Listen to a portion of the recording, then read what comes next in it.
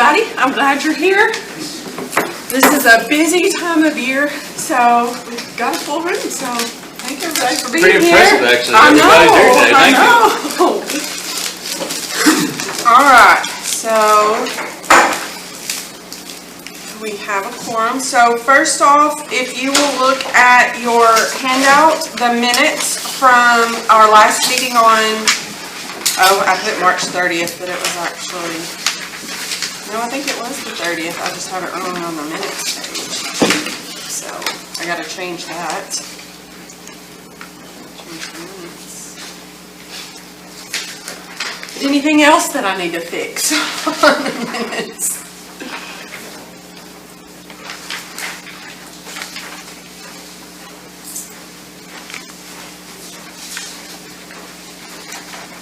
Can I have a motion to accept them with the changing the date to correct? And a second? Second. Kim? All in favor? Say aye. Aye. Sound like everybody. Okay, so for nurse updates, I will go ahead and get us started. As far as sicknesses and illnesses on the, oh goodness, I'm so sorry. You answered it and then hung up on it. Yeah, that's, yeah, no, I'm not good at this. Okay, so as far as for the secondary side, sorry about that. I've seen some stomach virus, and I hear that the golf tournament saw some as well. Poison. So, but glad y'all all turned out okay. And Biggest Loser. So. So, with the Biggest Loser, we finished that right before spring break, and we have two of the winners here, and I'm not one of them. Kara was the biggest winner for the elementary side, and Kayla was the winner for the secondary side. So for the elementary side, it was. Yeah, Kara's actually way ahead now. So on the elementary side, number 1 was Kara, then Michelle Wyndham, and then Braden Brown. And on the secondary side, number 1 was Kayla, and then Brandy Sanders, and then myself. And I will say that Brandy and I almost pulled it out. We were 0.10% away from each other. Good job, guys. So we had a good time with Biggest Loser. Where was Elizabeth? She was high up there, I'm sure. She lost a lot of weight. I can actually tell you. She looks great too. She was for our top 5, I'll go ahead and tell y'all. Number 1, this was the whole district, not by secondary versus elementary. So Kara, Kayla, Michelle Wyndham, Braden Brown, Tamara Whitehorn, Elizabeth Turner, Brandy Sanders, me, then Whitney Norris, Sean Neal, Joel Wyndham, Josh Turner, Tony Carroll, Kelly Proctor, Kelly Fothergill, Tammy Dickens, and Keith Litchfield. So that was our top, I think, like 15. You're missing somebody in there. I don't think I am. Yeah. Well, that is so cool that I you're got like kicked that. out. At some point, you don't lose any, they just remove you.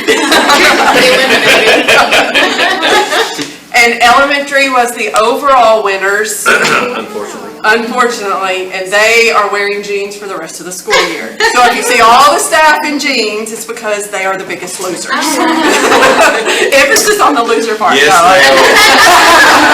I'm teasing. No, they did great. And another thing I wanted to tell y'all about in, I think it was November, I believe, when they came, we had Texas Mobile Imaging come for staff members, and they sent me a breakdown of what they found when they were here. So they screened 56 people in total, which they said was a really big day, especially for a school of our size. So this 56 people. 22 people had fatty plaque or calcification in their carotid arteries. 16 people were mild, 5 people were moderate, and 1 person they found was severe carotid artery disease. And I have no idea names, I don't know anything, this is just stuff that was found. 30 people with thyroid disease that was either a cyst, nodule, or masses. 18 people with liver disease, which was either a fatty liver or they had cysts or masses. 11 people had gallbladder disease with either sludge or stones that they found. 5 people with kidney disease, hydronephrosis, cysts, masses, or stones within the kidneys. And then 3 ladies had abnormal bone density readings. So those are all things that were found from that screening that came. What was the company called? Texas Mobile Imaging. Okay. So they travel around and they set everything up in that room in there and kind of sent us through like cattle a little bit, but we got screened, and so I thought that was pretty impressive. I was kind of happy with what, not that we found stuff, but that we found what was already there. Well, Not we that people found, had it. my wife, we found she had to go in for the thyroid again, and had to, what do you call it, where they stick the needle. And Oh, they had to do a biopsy? Yeah, she's got to go every 6 months now because it's dry. I mean, it's not normal. Oh, wow. So that got her to be able to watch for it, So. Well, mine was actually thyroid. They found something on my thyroid, and I've had to go, and I'll have to go every year, but it's not a big deal, but it's enough to go, oh, pay attention. So that was, I thought, interesting to see. So Nurse Kara, do you have anything to tell us from the elementary side? I don't have a lot going on. The only thing I have is getting forms and paperwork together to send out to the students' parents in preparation for the next school year. But the only thing really to seeing on the elementary side is we still do have a lot of congestion, but stomach viruses are biggie right now. But other than that, we're doing pretty good on the elementary side. Kind of try to end up the school Wrap year. it up. Wrap it up. It's ball game season. Nobody's seen that. Unless they lose. That's right. It's allergy season at my Yeah. house. Yeah. It is. The pollen, you see lots of kids sniffing, sniffling. Ms. Harold, do you have a counselor update for us? I do. As you guys know, we kind of touched on it a little bit last month. April is Child Abuse Prevention Month. We had our Go Blue Day, still have some Go Blue bracelets, and some people still wear ribbons, but I'm actually in the, towards the end of meeting with every elementary class and grade. I'll be stepping out at 1:30. We're still meeting, so I don't want you guys to think I'm just leaving, but I'll actually be going right next door to Miss Crystal's. I have kindergarten left and 5th grade left. And after tomorrow, I will have met with every single elementary grade. We read a book, we have discussion, and our biggest thing is just education, just to make them aware and to really talk to them about having trusted adults that they can go to and they can talk to if they feel unsafe or feel uncomfortable in situations. Starting tomorrow, we have Trinity Gardner. She's come out for several years. She's coming out tomorrow and Friday, and she's going to meet with our high school and 8th grade tomorrow. And then next Thursday and Friday, she's going to meet with our 6th and 7th grade, and she's going to talk about healthy relationships and also education as far as child abuse prevention and early warning signs and detection of things of that nature and stuff. So really focused on child abuse prevention this month, trying to get our kids, like I said, educated. Don't want to scare them, don't want to do anything that would, cause parents to be upset, but we want to educate our kids. We want them to know, if, like I said, if they feel unsafe, who they can go talk to, who their trusted adults are, and then to really educate our middle school and high school students and stuff. So going to take care of that this month. And as I told the elementary and stuff, it's not just an April thing. This is an every day, every month, every year. And so that's what Ms. Hudgens is really helping me out there. We have some posters we're going to hang up in the hallways of the elementary. We actually already have them over there in the middle school, high school side.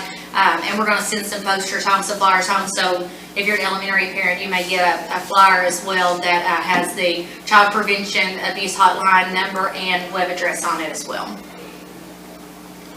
Thank you very much.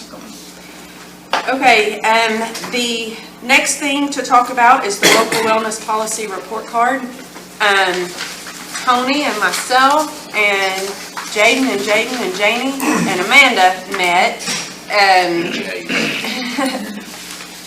and reviewed our local wellness policy, and you have a copy of the report card that we will be posting. So this is a requirement that we have to do with the Texas Department of Agriculture. It has to do with our food supply and serving our kids our meals. So these are things that we have to have in place to be in compliance so that we can still feed our kids. So that's one of the reasons why we had to do this. So we went through item by item and talked about things and questioned a few things, and some people knew and added. So we've got our rating here. We've done very well with everything that we had on here. So I'm just going to give y'all a minute to look at that.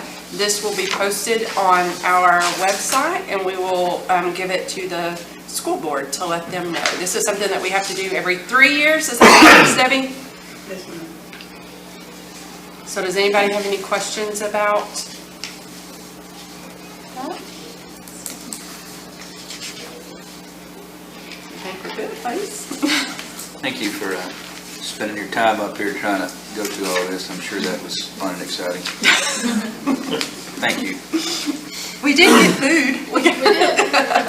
We got pizza. Oh. Okay.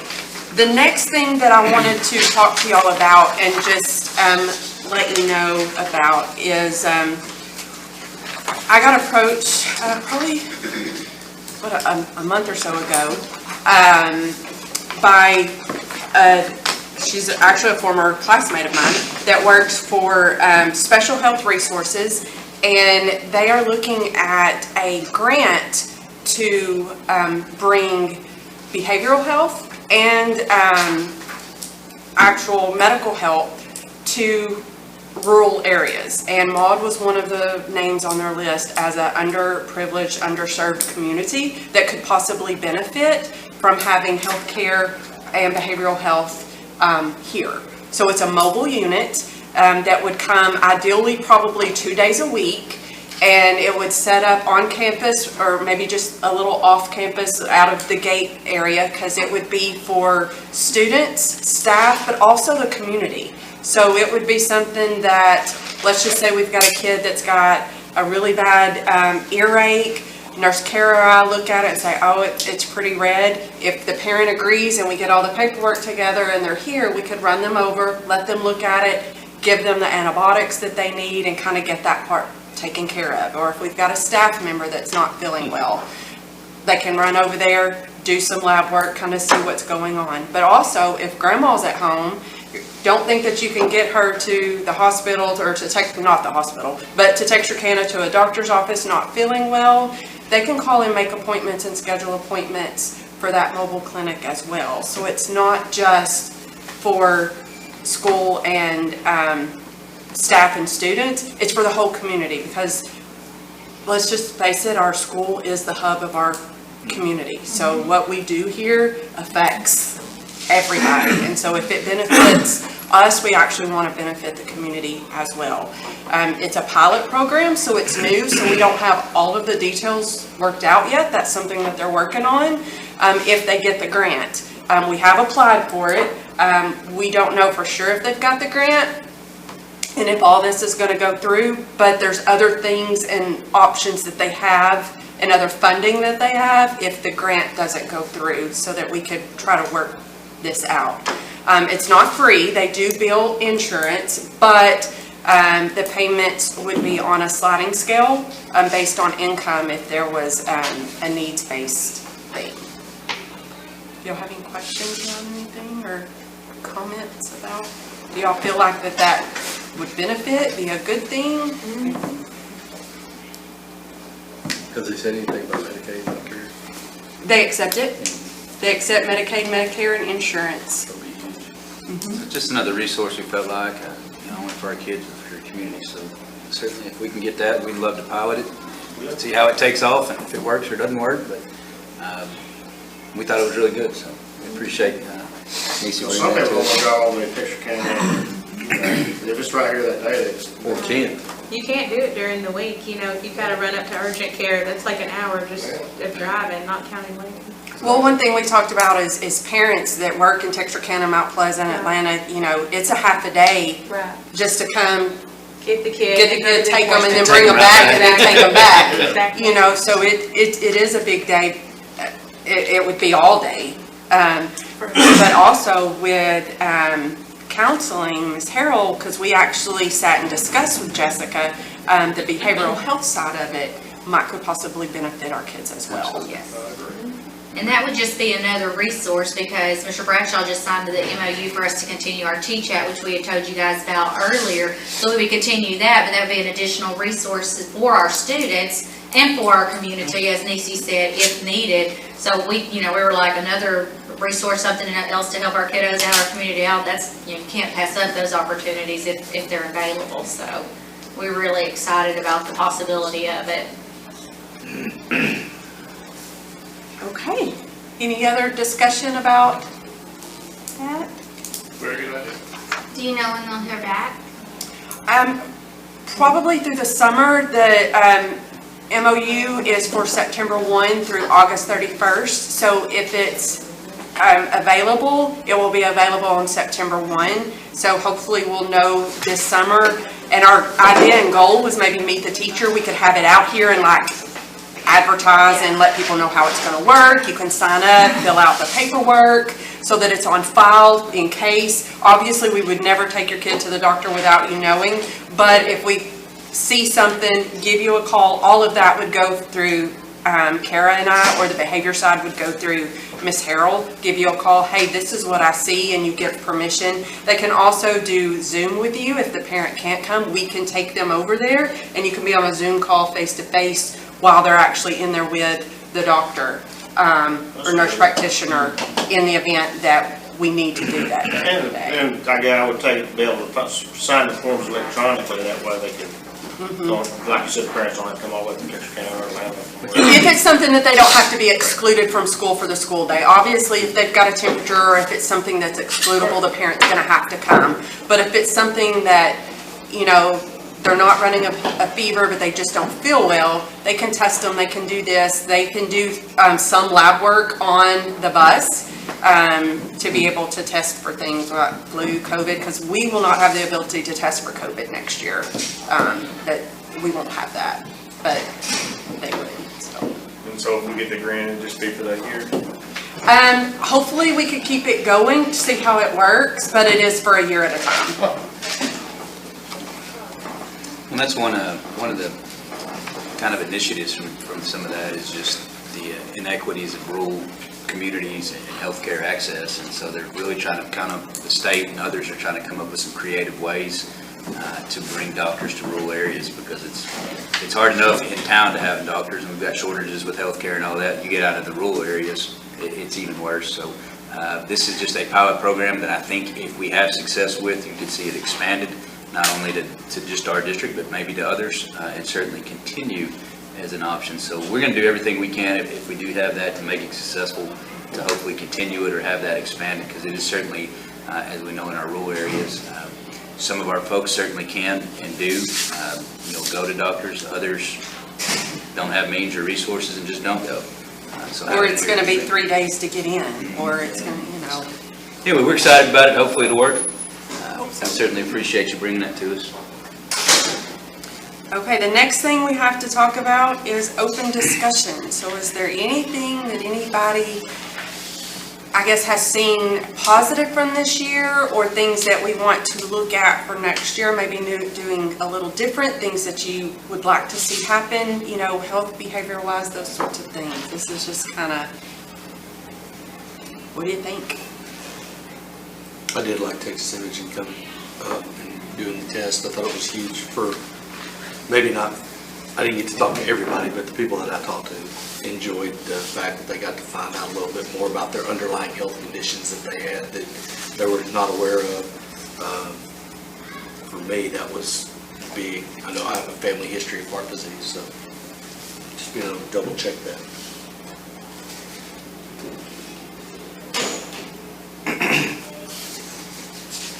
Parents, students, anything that you liked, thought was good, or thought, that didn't really work, or, hey, I'd like to see this, I heard about this somewhere? Speak up. I would say as a junior high parent or middle school parent, sitting behind the middle school a lot, picking up Max and dropping him off. Like the bigger speed bumps that were put in, the enforcements of the crosswalks, it just seems like everybody's a lot more careful through there. The kids are a lot more careful through there. And I just think those things have been worth it. Everybody's just a lot more, because that little area right there between the cafeteria and the middle school, people just, I don't know, to me, they just didn't pay attention right there. They did And not? so, Nope. I was saying, the first year I got here, I was scared to death somebody's gonna get hit. That's when we were driving this way, I guess the other way, Yeah. right there on that corner. We kind of changed the traffic patterns and tried to do that, and then the crosswalks came later. And certainly, it's still a concern, is the idea, as we look at the school bond and some of that construction, the possibility of trying to get that road out of the middle of it where parents aren't driving through those kids at all, because, even at the elementary and those crosswalks, we're very careful to have those people there, but, you're one misstep away from a car lunging or something else happening that you may not control. So certainly still a concern. I do appreciate your opinion I on just that. think I'm it's glad to hear that it's better. Yeah. But still, certainly something we want to try to address, for a, longer term and a safety. the only thing I really see through there still is like when like the bulk of the students are kind of gone and you've got those few parents that are just still waiting on those few kids and the high school kids are starting to leave. And it just seems like a lot of that crosswalk stuff, like the signs are kind of low and everything. Like everything's kind of at a standstill and you just got those couple extra kids coming out and just seems like some of that stuff, it's not moving, so it's not as visible. Does that make sense? There's still plenty of like teachers and stuff like that out there, but I'm always hoping all those junior high kids are done by the time the high schoolers start driving out there. Yeah, because it just becomes kind of stagnant right there. Yep. And a lot of people pull right up next to those crosswalk signs and you just can't see them right there, But it's way better. Well, thank you. It's way better. We'll certainly look at that too, I mean, we've you had can't some dodge other the speed discussions bumps. even with some of those. Yeah, like speed bumps, it's kind of amazing how out of the way some people will go just to not run over, just slow down. When we first put them in here, we had to come back and put some iron bars out there because people were just going through the grass. It's like, oh man, was it? Yeah, that's why there's iron bars. Tony had to look like some shit. But yeah, we had to put that in there because we just started driving through the grass. Whatever. I'm like, Two bumps that are just far enough apart to go. that is one thing that, I didn't talk to our maintenance staff about. We may need to measure some cars because there are some of those that I can see those little cars just. Jeff doesn't want to go through there with his fishing boat. He's like, I hit every one of them. Everything bouncing out of that. Well, and I'll say, in addition to kind of what Missy's talking about, just being a staff member and, my two children aren't here, but having kids and nieces and nephews, I really liked the gates.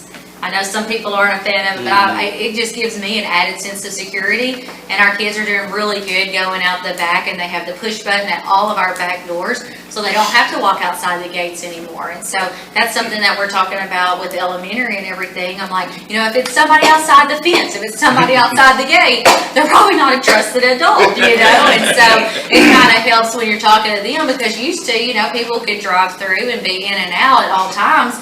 And now they know if Miss Buffy doesn't let them in, if they don't have a sign. The kids know about the new Raptor system with having the pass and everything, and then, like I said, the gates. I just feel like it's given an added sense of security, I think, to all of us. Not to let our guards down by any means, but I think just to have that does help. And I think it's helping the kids, too. Now, they may not like walking around this much, but it's going to help our golfers, hasn't it? It's worth it. But it is, it's worth it. I hadn't thought that we did find this week all of our glass entryways, particularly right now outside the security fence, have been reinforced with that it's not bulletproof, but it's anti-entry, ballistic rated, shatterproof. So all those glass doors, of course, we've had a couple of school shootings here recently again. certainly watched the videos there at Tennessee where they were able to, easily gain through some glass windows. All that's been reinforced. It would not be, it certainly is not going to stop it, but it will make it very, very difficult to gain any kind of entryway through anything that's outside of the fence currently. So that's the latest, I guess, security that we've installed. And then we're looking at a few other options as we move into the summer of adding some more of that, throughout the district and some other places. So it's a shame that those tragedies have to have us, identify those vulnerabilities, but in turn, it kind of helps us. It helps us, absolutely. And so is able to really address some of those things. And we always hate to watch those, but it's certainly our responsibility to have to do that so that we know, how we can make our school a little bit safer. So that's certainly going. We've got I don't know if we talked about this last time or not, but the gun detection software that we do have is up and it is working. We've had several kind of alerts on that, so that's a really neat and nice piece of AI that can really help us react much faster, on top of everything else, kind of slow things down. So we're going to continue to work on that and build in more security as we go on, but we feel like we've got a really good start for this year. What's the community response on the bond? It's been, we had a town hall Monday and had nobody show up. I don't know if that's good or bad. First couple we had 40 or so that came in. I think that a lot of that, from what I've heard, at least, I think people realize that some of that stuff that we're asking for would be things that need to happen. It's like anything, people don't want their taxes to go up, and that's the big concern. But overall, from the people I've talked to, it's been mainly favorable. I haven't had anybody show up and try to hit me yet, but that might happen later. But hopefully we'll see. Early voting will start Monday, and we'll start getting those reports. And then final day will be May 6th. It'll be here in Maud. The voting will be at the Maud Church of Christ. For early voting, you can either vote there or downtown at the courthouse in New Boston. And then on election day, I believe there's 5 polling places since we partnered with the county. So you can vote in Texarkana, New Boston, Redwater, Maud. There's one other one I'm forgetting somewhere. But all that's, we'll start all that Monday, so, and then kind of find out if we'll get all the results sometime on May 6th.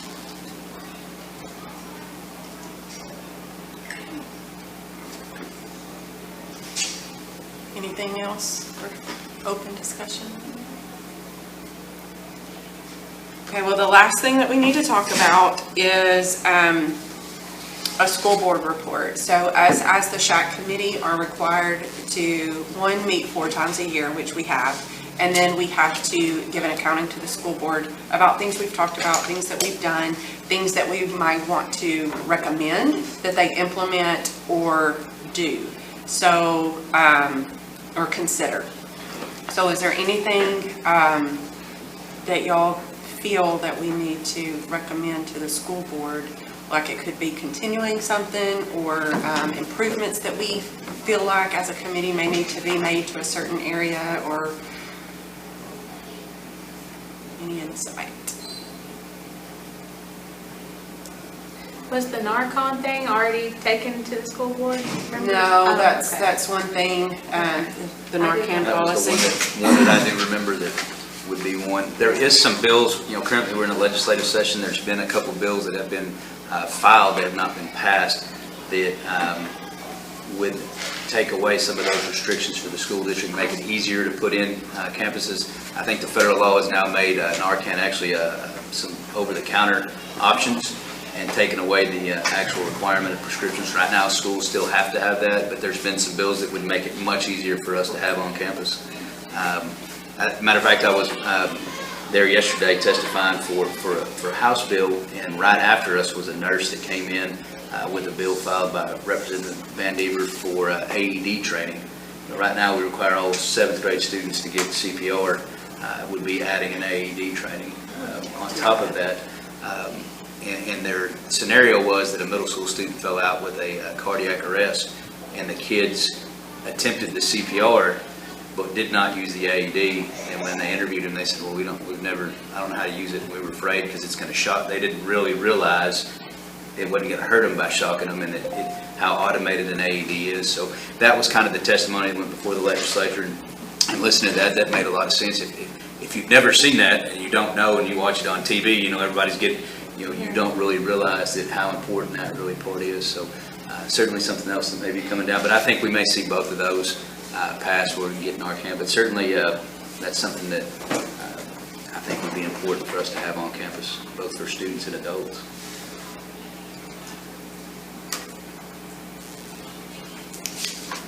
Any other recommendations? Because I agree, I think the Narcan, that's one thing we were going to look at and do.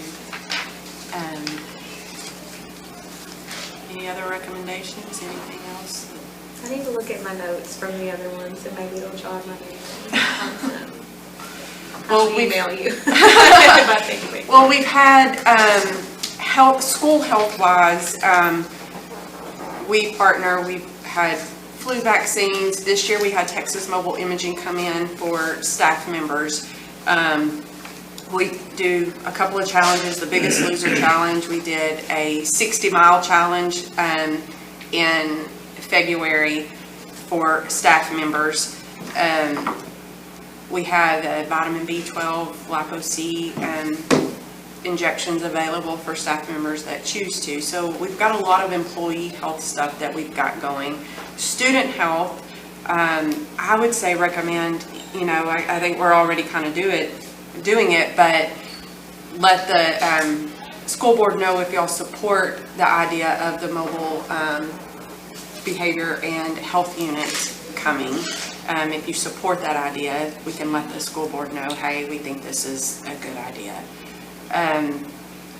The counselor things, we've got Red Ribbon Week that we do amazing at. Child Abuse Awareness Week. I know that Ms. Hutchins goes through. It's been the seven habits of highly successful. Yes, Stephen Covey, right? Yeah. And we do that in the high school over there through our dual credit classes and stuff, because these girls have both taken that and been through that training as well, so. And that was a class that I took in college, and when I was in college, it was a pilot. It was the professors just picked a few people that they thought it would benefit, and so that was probably 15 years ago, but I was one of the first ones that took it at A&M, so it was pretty cool. Yeah. And now I think they require it for They do. all They do. students. It's a requirement. It's the Learning Frameworks class at Texarkana College. It's a requirement now, so. Is that something that, even at the elementary side, that they're going to do yearly? Or? Yes, it's something they're going to do yearly, and we're going to kind of piggyback off of it. We kind of started with the middle school a little bit this year, and then next year, since the 5th graders come over 6th graders, we're going to just keep reinforcing it until they get to that high school level, and that's when we'll really dig into it a lot deeper, into that class, so yeah. But that's something she's going to continue doing.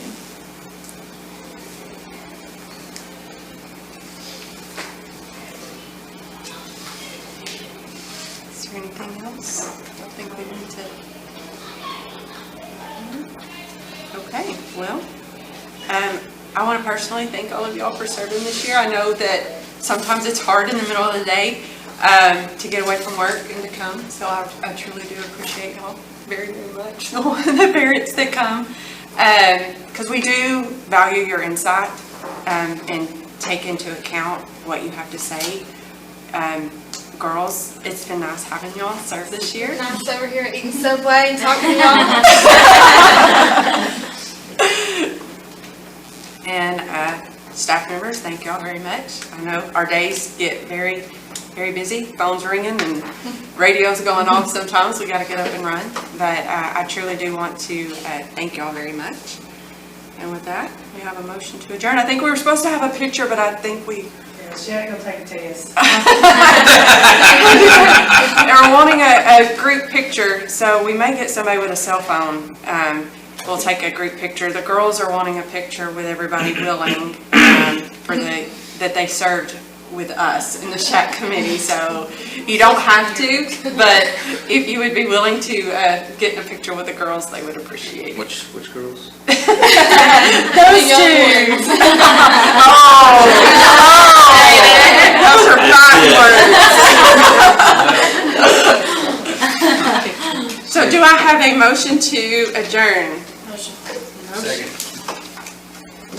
All in favor? Aye, all right. We will see you hopefully next year. Is there anybody willing to take a picture? I'll take the picture. Does that mean you don't want to be? I don't know. All right.